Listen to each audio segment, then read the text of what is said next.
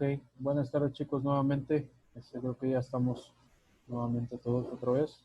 ¿Falta alguien? Sí, sí falta alguien. Así que se conecta. Recuerden que para obtener la asistencia del día de hoy tienen que estar conectados a las dos sesiones, nada más en una. Ok, vamos a continuar con el tema.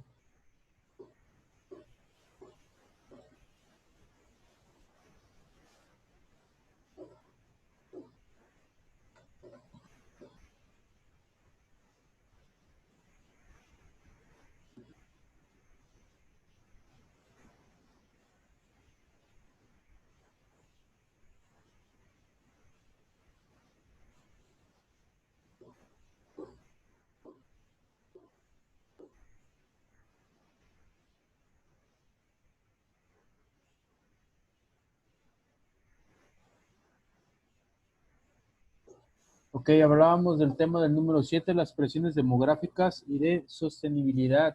Entonces, les comentaba que entonces es muy importante eh, checar, hacer un análisis realmente como país, como países importantes, si realmente vamos a poder costear, vamos a poder satisfacer las necesidades de, obviamente de los habitantes eh, durante un periodo determinado de tiempo proyectado, si realmente se va a poder cubrir la necesidad tanto de luz, de agua, de los servicios básicos, de comida también.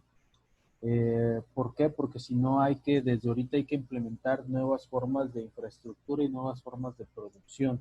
Entonces, alrededor de todo eso va a girar la economía o ya está girando la economía.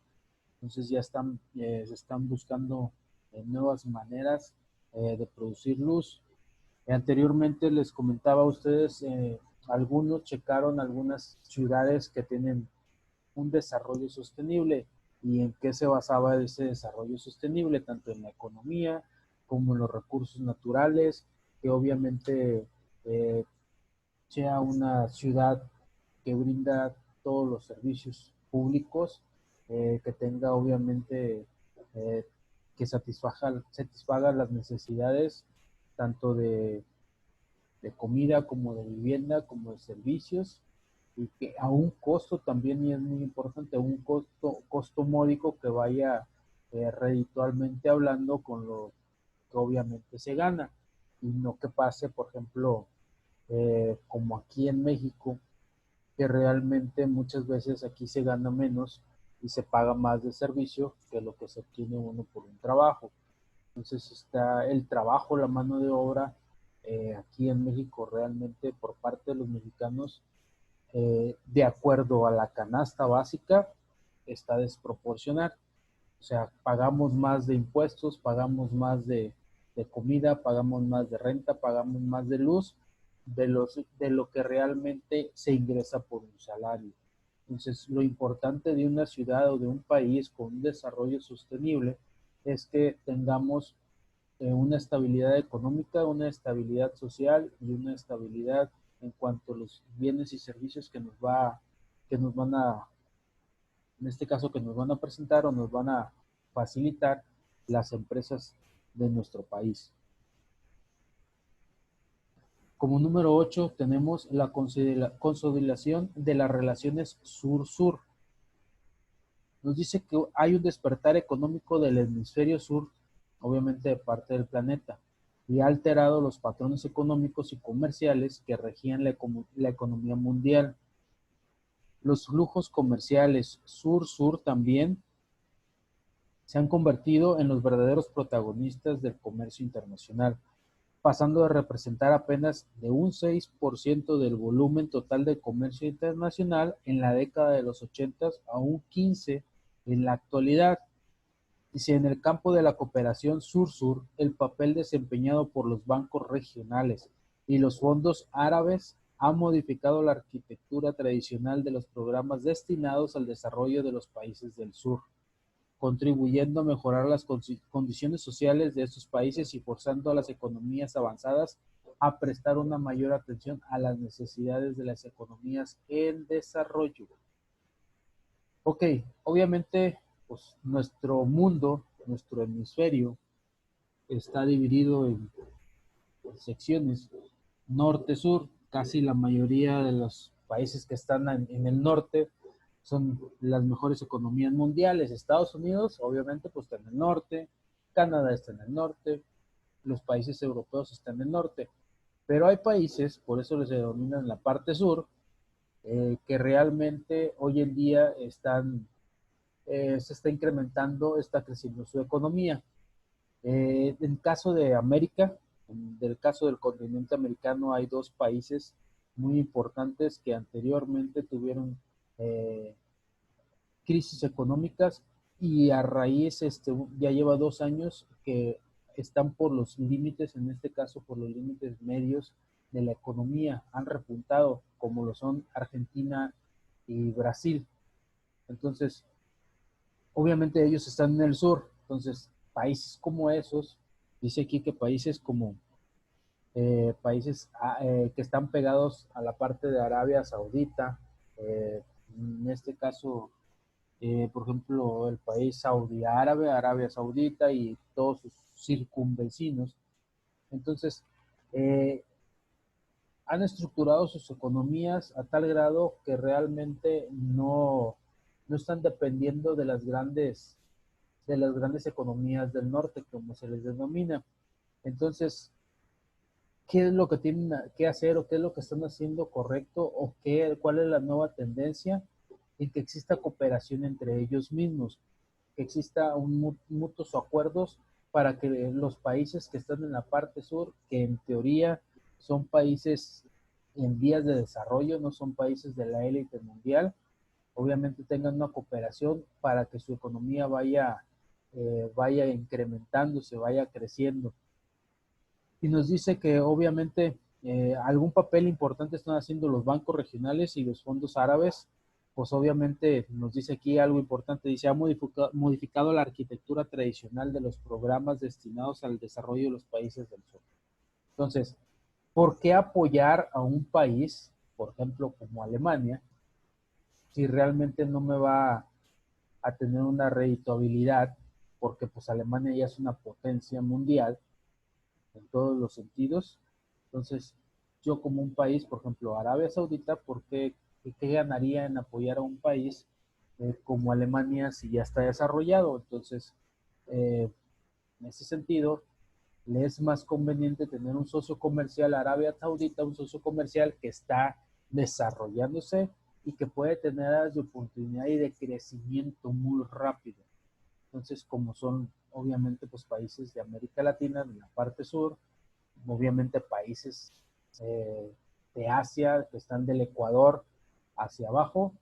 Entonces, es importante, obviamente, el papel que están jugando los bancos, cómo están manejando su dinero y cómo se están manejando las grandes economías.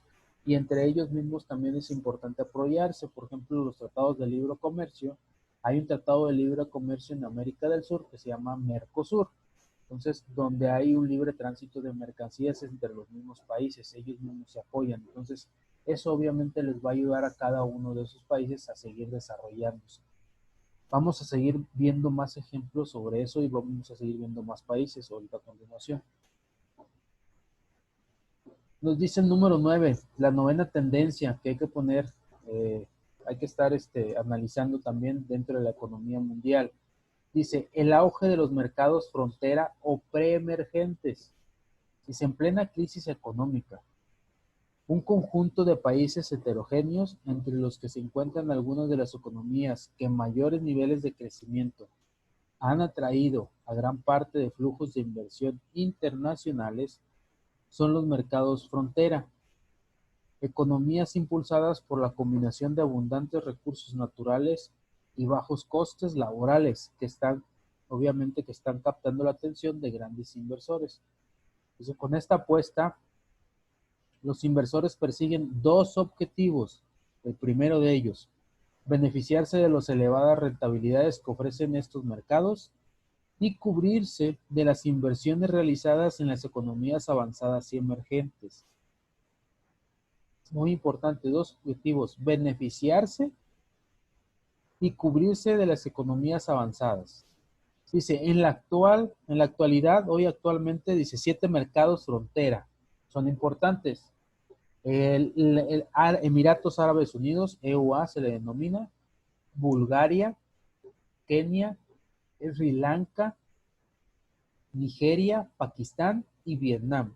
Son de los 7 mercados, en este caso frontera, que han ido incrementando sus vías económicas.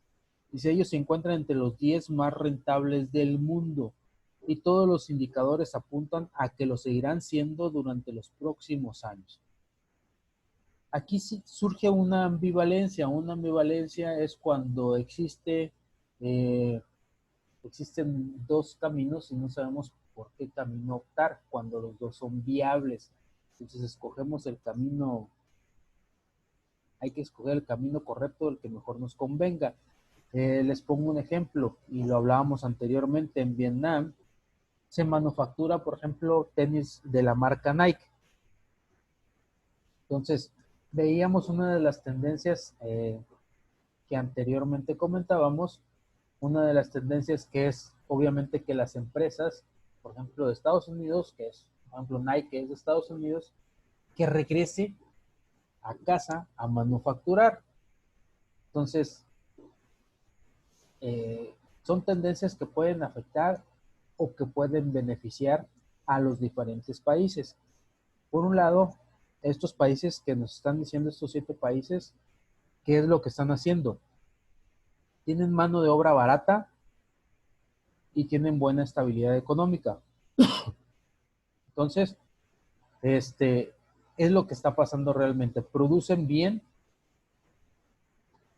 ¿Y qué les otorga el producir bien? Que obviamente los países con un nivel adquisitivo mayor inviertan, tengan fábricas y den trabajo a los mismos empleados. Entonces, eso no se va a quitar. ¿Por qué? Porque siempre el productor, el dueño, el que tiene el capital, los que controlan la economía mundial siempre van a buscar los bajos costos. Siempre, siempre se va a buscar el coste bajo. Entonces, podemos regresar, sí podemos regresar. ¿Por qué en un principio los mismos, por ejemplo, las mismas empresas buscaron salir de su propio país? Porque obviamente el gobierno les exigía ciertos requisitos, porque la gente les exigía también cierto salario. Entonces obviamente ellos tienen que sacar una redituabilidad de todo lo que están produciendo. Y si no les es redituable producir, vender a un precio y aparte pagar insumos y pagar impuestos y tener muchos gastos de manufactura y no tienen utilidades, entonces realmente de qué les sirve manufacturar dentro de su mismo país. Por eso tuvieron que emigrar a buscar mano de obra barata. Por eso aquí había empresas, por eso en las fronteras más que nada también, en la zona de pues, Reynosa, Matamoros, Laredo, en la parte de Baja California, Tijuana, hay maquilas americanas, hay maquilas japonesas. ¿Por qué? Porque el costo, la mano de obra es más barata que en sus propios países. O veámoslo de otra forma, a lo mejor pagan más, pero el gobierno no les exige más. Entonces, en sus propios países a lo mejor les exigen seguro para los empleados, a lo mejor tienen una tasa, obviamente, de cesantía y vejez más alta que la que se tiene aquí. Entonces, esas empresas obviamente ven bajar los costos, pagan menos, ok, me conviene, sí me conviene. Le pago menos, pago más al empleado, pero tengo menos obligaciones con el gobierno. Entonces, a la fecha no va a seguir no va a seguir perjudicando, al contrario. Obviamente todas las empresas buscan bajar los costos, entonces esto va incrementando. Entonces por eso es importante el auge de los mercados frontera o preemergentes, siempre y cuando obviamente se produzca con calidad y a un bajo costo. Como número 10 tenemos el desajuste de ahorro e inversión. Lo veíamos anteriormente. Dice, durante las décadas previas al estallido de la crisis, China y Alemania implementaron políticas contracíclicas, contracíclicas, que redujeron las expectativas de consumo de ciudadanos. Como consecuencia, ambos países aumentaron sus ya de por sí elevadas tasas de ahorro e incrementaron sus superávits comerciales, pasando a financiar a los países del sur de Europa y Estados Unidos. Nos dice que estos últimos, animados por bajos tipos de interés, aumentaron su dependencia de los préstamos al consumo y comenzaron a acumular importantes déficits en sus respectivas balanzas de pago. En este sentido, se alimentó una fuente interdependencia, una fuerte interdependencia hacia esos países. Dice, los países ahorradores incrementaron su financiamiento al consumo a los países gastadores. Sin embargo, la transición económica iniciada en China para pasar de un modelo basado en el gasto público y las exportaciones a un modelo basado en el consumo interno está reduciendo la tasa de ahorro en el país asiático. Lo platicábamos hace un momento en otra tendencia. Por ejemplo, ¿qué pasa si China dice, ok, tengo excedente, pero ya a Estados Unidos no te voy a prestar? Estados Unidos le debe a un solo país a nivel mundial, le debe dinero a China, su deuda económica es con China. Muchos países le deben a Estados Unidos, entonces es algo incongruente. Alemania es el mismo resultado, obviamente tiene excedente, ¿qué es lo que pasa? Satisfacemos las necesidades de nuestro mercado, tenemos un excedente, podemos prestar. Entonces, pero aquí el negocio no está siendo redituable para esos países porque están prestando a un bajo costo que le es benéfico obviamente a los países en vías de desarrollo. Pero, ¿qué está pasando con esos países en vías de desarrollo? Siguen endrogándose, siguen pidiendo prestado. Entonces, jamás va a variar su déficit o su superávit. O sea, ellos siempre van a estar endrogados. Entonces, ¿qué pasa con México? Nosotros tenemos deuda externa con Estados Unidos. Entonces, ¿qué es lo que hace el gobierno? Yo debo, no tengo cómo pagar, Estados Unidos me está pidiendo, yo tengo que estarle pagando a Estados Unidos mi deuda externa. Entonces, ¿qué es lo que hacemos? Aumento los precios de la canasta básica, subo impuestos, aumento la gasolina, aumento la leche, aumento el huevo, aumento obviamente los impuestos al trabajo, etcétera, etcétera, etcétera, etcétera, porque de alguna manera se tiene que subsidiar el gobierno y tenemos que pagar nuestra deuda externa. Entonces, nunca van a dejar de tener un déficit, o sea, nunca va a haber superávit, porque siempre, ok, ¿sabes que no tengo dinero? Le voy a pedir a un país desarrollado, le voy a pedir a Alemania que me preste para, obviamente, cubrir las necesidades y seguir invirtiendo.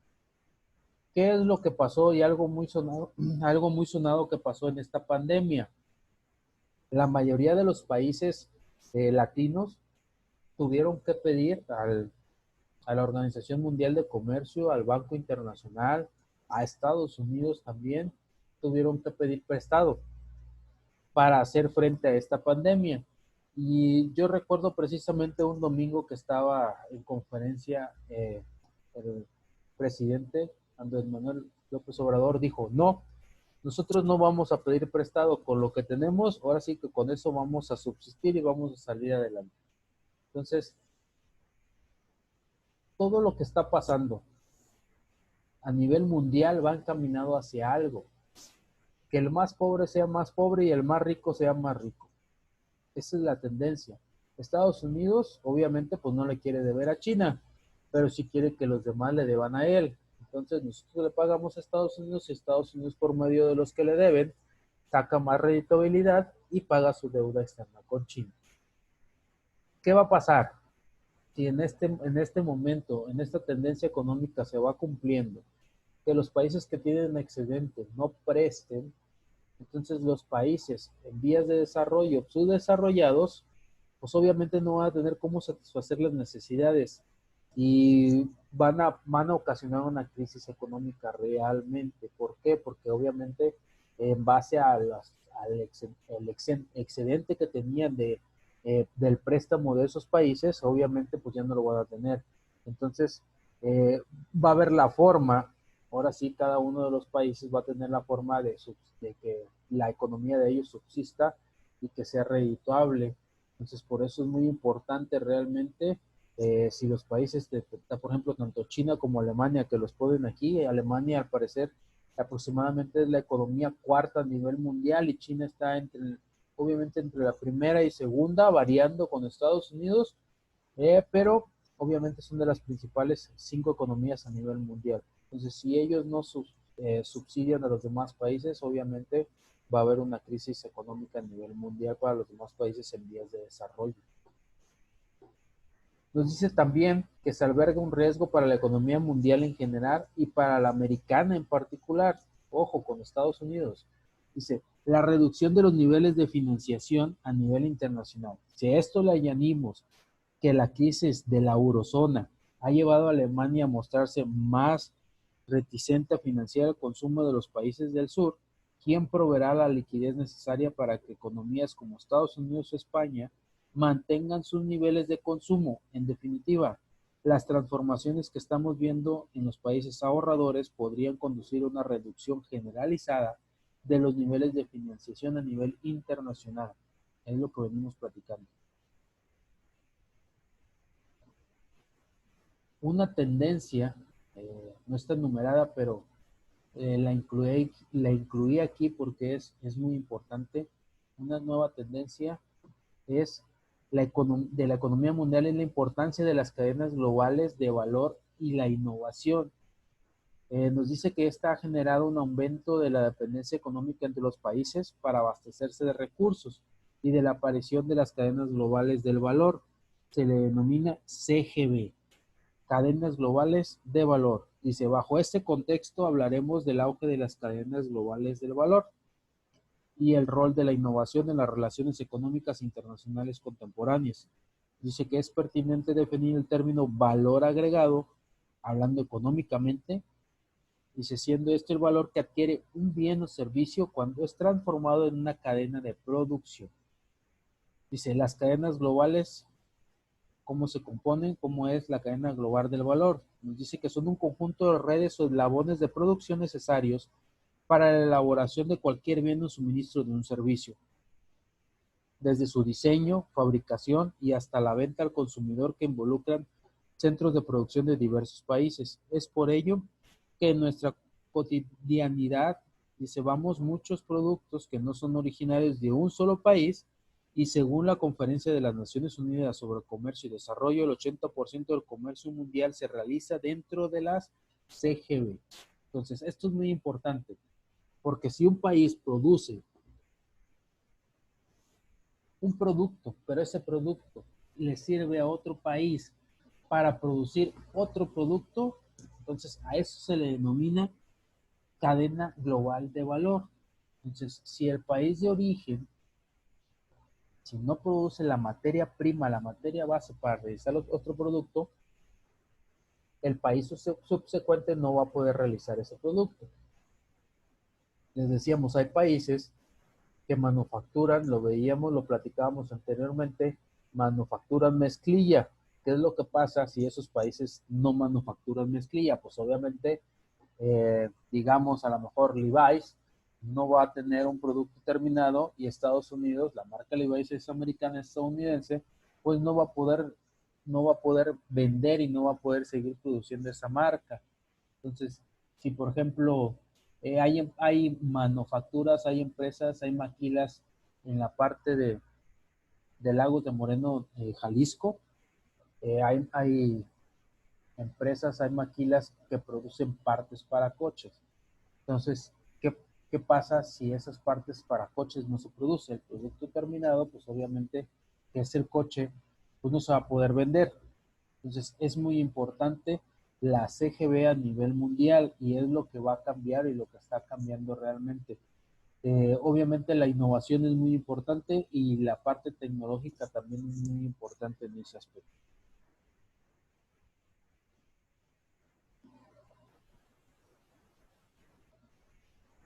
Ok, chicos, ¿alguna duda, algún comentario que tengan que realizar respecto a estos temas que hemos visto?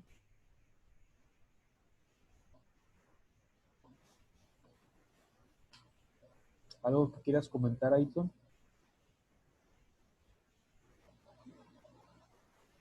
No, digo, no tengo dudas, profe. Estoy conforme con lo que escuché, con lo que estaba explicando.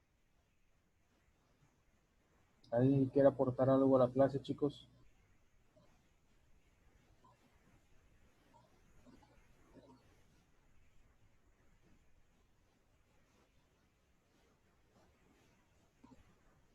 No, profe, todo bien. De hecho, las tareas que les encargué, que les he estado encargando, siempre van ligados a los temas. Si ustedes checaron, por eso les encargué la tarea, porque iba ligado muy al tema. Eh, ¿Qué países, obviamente, tenían mayor crecimiento de sus economías? ¿Qué países tenían economías más altas? ¿Y en qué se basaban? ¿Qué es lo que producían? Algunos países, obviamente, Japón tiene de las economías más altas a nivel mundial, y ellos producen tecnología. Ellos están enfocados a la tecnología, no producen otra cosa. Toda la tecnología a nivel mundial obviamente viene de Japón. Por ejemplo, Alemania es un alto productor de la cuestión de coches, de vehículos, y así sucesivamente. Cada una se especializa en algo. En la India, por ahí viene una tarea que me presentaron, eh, está enfocada a la agricultura. Entonces, cada uno de esos países que tiene algún tipo de economía fuerte está enfocado en algo, produce algo. Entonces, si esos países dejan de producir realmente, entonces esa materia prima va a afectar a los demás países, y pues lo estamos viendo a nivel mundial. Entonces, los temas que tratamos son muy importantes, porque todo nos va a afectar a un largo periodo. Nos dicen que para 2050, que será unos 30 años, 40 años más aproximadamente, vamos a tener escasez de muchos productos. Ya lo estamos viendo hoy en día con una simple pandemia. ¿Qué se escaseó? Se escasearon las cuestiones en algunos lados de alimento, se escasearon las cuestiones de algo muy de productos, a lo mejor no básico para sobrevivir, pero por ejemplo, eh, para Gel higiene antibacterial, personal. Mande. gel antibacterial y papel de baño, eh, lo y, que se, tiene mucha demanda ahorita, ¿no? y se escasearon. ¿Y qué hicieron? Pues le subieron el precio y le subieron el costo. Papel de Ahí baño, es la oferta y la demanda, ¿no? es correcto. Y es lo que va a estar pasando. Si lo vemos en productos, algo muy sencillo, imagínense eh, que pase esa tendencia de las que platicábamos, la explosión demográfica. Entonces, imagínense que se escasea el agua. Ya no vamos a pelear por comida, ya no vamos a pelear a lo mejor por un celular, por una computadora. Ya las guerras van a ser por agua, Una botella de agua. por una botella de agua, exactamente. Entonces, hoy la tecnología tiene que ir encaminada a eso, a tratar de satisfacer los bienes, pero a una mayor escala, porque la población sigue creciendo. Y con la pandemia, ¿cómo se ha afectado el gobierno mexicano, profe? ¿Cómo que, perdón, Ángel? Con la pandemia, ¿cómo se ve afectado el gobierno mexicano? ¿El gobierno mexicano o los mexicanos en sí, la economía Ah, mexicana? el gobierno. O sea, ¿cómo se ha afectado el gobierno mexicano con la pandemia? Ok, para empezar, está afectando a los mexicanos en una simple y sencilla razón. Obviamente no hay dinero para consumir, no hay No trabajos, hay, no hay empleo, no hay empleo, si no hay empleo no tienes dinero, si no tienes dinero no no gastas, compras. Ajá. no gastas, y al momento de gastar, todos, absolutamente todos, pagamos IVA. Entonces no le ingresa ese dinero al gobierno, se ve afectado, no va a tener gasto público.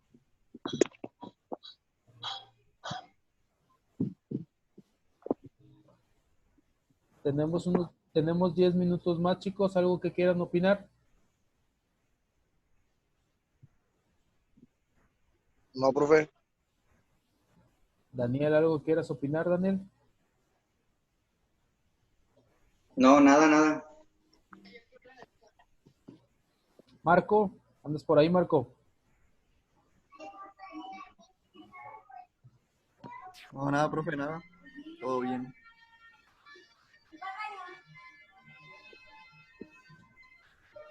Chequen las nuevas tendencias que les estoy mencionando. Vamos a proporcionarles el link. Chequen esas tendencias algunos años, váyanlas estudiando realmente. traten en este caso de educarse en el sentido de leer artículos o leer revistas económicas para que vean cómo se manipula, porque se manipula la economía a tal grado que se sigan beneficiando los países más grandes y los que tienen el poder adquisitivo y las empresas también. Entonces, estaba leyendo un artículo en economía del Grupo Salinas. Todos conocen el Grupo Salinas, ¿no? ¿Sí conocen el Grupo Salinas? No. No, es el grupo de TV Azteca, Electra. Yo sí lo conozco. Sí. Ok, Sí, yo sí lo conozco. ok, ese es el Grupo Salinas. Entonces, económicamente lo estaban criticando en un sentido de que por qué las demás empresas como Sears y como Liverpool sí habían cerrado en esta cuarentena, en esta pandemia, y por qué ellos no. ¿Alguien leyó algo sobre eso? No, profe. ¿No? ¿Nadie leyó? No. Lo que estipulaba Salinas Pliego, obviamente el dueño, era de que los artículos que vendía Electra eran de primera necesidad. No vende comida realmente, pero ¿qué vende? Un refrigerador para guardar la comida, que es de primera necesidad para ellos. Una televisión para estar informados. Una estufa, Una estufa para cocinar, es una correcto. lavadora. Una lavadora, ¿por qué? Por la higiene personal. Entonces, por eso ellos seguían abriendo sus empresas en horarios normales. Entonces, se beneficiaban ellos. Entonces, lo que estaban estipulando las demás empresas, como Sears, te decía, como Liverpool y otras más empresas, es que porque ellos sí tenían que estar cerrando. Pero, ojo, son empresas extranjeras también, las que cerraron. Y Electra, Grupo Salinas, son empresas mexicanas y el gobierno no ha hecho nada en contra de ellos. Entonces, ¿de qué privilegios gozan en ese aspecto?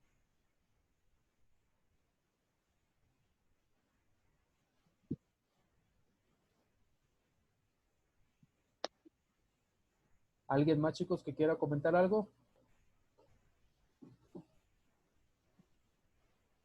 ¿Cree que si siga el problema baje, quiten, reduzcan algo de los impuestos al no haber empleos? No, para nada. No Ya les lo, conviene, va, el gobierno se ve en la penosa necesidad de a lo mejor incrementar, ¿no? ya lo hubieran hecho realmente. De hecho, lo que está inconforme la sociedad hoy en día en varios estados de la República Mexicana es que porque algunos estados sí, la mayoría son estados del norte, están optando medidas extremas, se puede decir, eh, como cerrar negocios, cuando algunos otros estados, por ejemplo, el estado de Hidalgo realmente cumplió su jornada escolar hasta antes de salir de vacaciones de Semana Santa, cumplieron normalmente, no cortaron las clases Ajá. antes. Entonces, ¿por qué otros estados sí, unos estados sí y otros estados no? Entonces es lo que se está estipulando. Y obviamente, pues la gente aquí, el comercio, que es comercio informal o microempresas y pequeñas empresas, pues obviamente subsisten con el día a día. Entonces, si no abren, si están cerradas, pues obviamente de qué van a existir. Es lo que se están quejando hoy en día por medio de redes sociales, por medio de entrevistas, etcétera, etcétera, etcétera. Entonces, es importante, sí nos va a afectar. Si sigue esto, realmente no va a haber flujo de efectivo. Hasta los bancos hoy en día, los bancos, Han eh, parado momentáneamente. los bancos ya les están diciendo, por ejemplo, los que tienen tarjeta de crédito, no les están permitiendo el retiro en efectivo de la tarjeta de crédito. Tienen que comprar con la tarjeta, comprar, no sacar efectivo. O sea, si alguien tiene alguna tarjeta de crédito, el banco ya no le está permitiendo sacar efectivo. Ya no, las están bloqueando. Antes sí se podía sacar efectivo de la misma tarjeta de crédito, no de débito. Nada más se iba a retirar, ¿no? Ahora le piden una compra necesaria. No, o sea, ya no puedes retirar efectivo, tienes que utilizarla en compras, comercios, o sea, realizar una compra. O sea, ya no puedes ir al cajero y de tu tarjeta de crédito retirar 500 pesos, 1000 pesos, ya no, ya están bloqueadas para retiro en efectivo. Oiga, ¿Y eso a profe, qué se debe? Que se va a escasear el dinero en ese aspecto. O sea, a ellos no les conviene, obviamente no hay flujo de efectivo físico, les conviene que haya flujo de efectivo, pero se supone que es virtual, es dinero virtual. Eso es lo que les conviene a ellos. Porque dinero físico, pues no va a haber, porque obviamente la gente no está trabajando.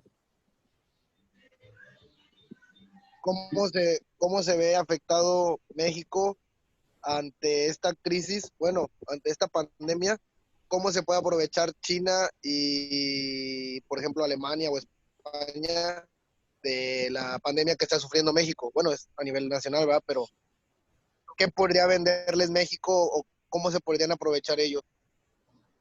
La única forma, la forma que se pueden aprovechar esos países que tienen dinero, pues es que nos presten dinero. Que llegue un momento en que nos presten dinero, pero aquí el principal socio comercial de México y el primero que Estados Unidos, tiene, ¿no? es correcto, y el primero a donde nosotros obviamente exportamos es Estados Unidos. Él tiene, por decir, él tiene la premisa, todo lo que hacemos se lo lleva a Estados Unidos. No lo mandamos a otro lado. Primero él, después a Estados Unidos autoriza, lo podemos mandar a otro lado. Mientras no. Entonces, por medio de un préstamo es como se pueden beneficiar los otros países. Que así se está beneficiando Estados Unidos ya. Ya le pidieron prestado a los países centroamericanos. Guatemala, Belice, Costa Rica, El Salvador.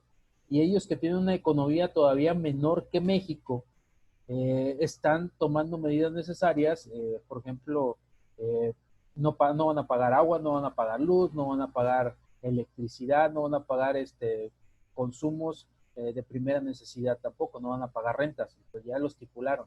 Y en México todavía no llegamos a este extremo. ¿Por qué México no? Porque no quiere verse afectado, ¿va? No quiere perder México, lo que necesita es la solvencia de efectivo. ¿Es correcto? Al gobierno no le conviene realmente. Porque dile a un gobernador o un diputado que, pues que no agarre del heraldo público, que no cobre su sueldo íntegro y que no sé, que dé despensas o que done su Que lo dinero, done. que done su dinero en beneficio de los que obviamente se están quedando sin trabajo. No lo van a hacer. Y no somos un país europeo como Alemania, como Holanda, como España, que tienen, obviamente, el salario es más alto y que ellos pueden durar fácil un mes, 2 meses, 3, 4 meses, porque hay obviamente por el exceso, el excedente de sueldos, el excedente de vida, de calidad de vida, ellos obviamente tienen la cultura del ahorro. Aquí no, aquí vivimos al día. La mayoría de la Sí, gente aquí vive la al gente día. vive al día. Es correcto. Entonces, ¿alguna otra duda, chicos? Todavía tenemos un minutito. No, profe, todo bien. ¿Algo más que quieran aportar? Ok, de tarea, se las voy a publicar como quiera, de tarea van a tener que realizar, ahora sí hablando de nuestro país, ¿en qué postura está México como economía? Y realmente cuál es la base de la economía de México, qué es lo que nosotros beneficiamos a la economía mundial, qué es lo que nosotros en este caso aportamos a la economía mundial como país. Obviamente, pues aparte del petróleo, qué más aportamos como país en la economía mundial? Esa es la tarea. Como quiera, se las voy a publicar. Traten de subir todas las